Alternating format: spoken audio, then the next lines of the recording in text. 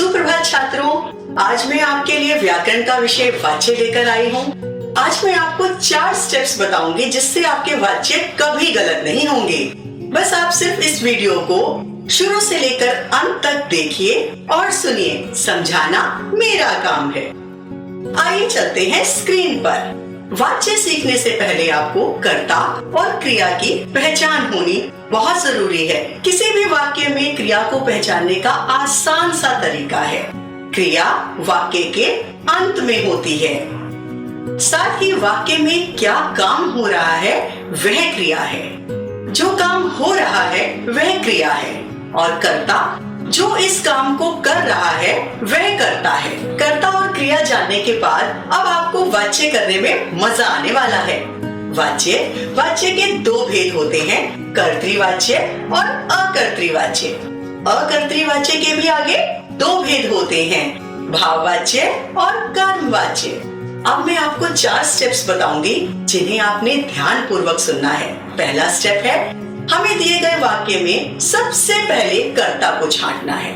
दूसरा स्टेप है, कर्ता के साथ यदि द्वारा, से या के द्वारा नहीं है तो वह वाक्य अकर्तृवाच्य ही होगा। तीसरा स्टेप, यदि से, द्वारा या के द्वारा है तो भाव या कर्म में से कोई एक ही होगा। चौथा स्टेप, क्रिया को पहचानना, क्रिया सकर्मक है या अकर्मक। इन 4 स्टेप्स को आपको हमेशा ध्यान में रखना है। अब पहला वाक्य देखते हैं, हरीश अखबार पढ़ता है। इसमें हरीश करता है और पहला हमारा इसका ये रूल था, ये टिप थी कि हमें इसमें कर्ता को पहचानना है और कर्ता इस वाक्य में हरीश है। अब आप देखिए, कर्ता के बाद से, द्वारा और के द्वारा नहीं लगा है, इसलिए ये वाक्य कर्तृवाच्य ही होगा। अब हम इसी को बदल देते हैं वाक्य को, हरीश से अखबार पढ़ा जाता है। अब देखिए, हरीश इसमें कर्ता है और कर्ता के बाद से का प्रयोग हुआ है, इसलिए यह कर्मवाच्य वाक्य है। अब अगला वाक्य लेते हैं, कुणाल से बैठा नहीं जाता। अब देखिए, इसमें कुणाल कर्ता है, बैठा नहीं जाता क्रिया है।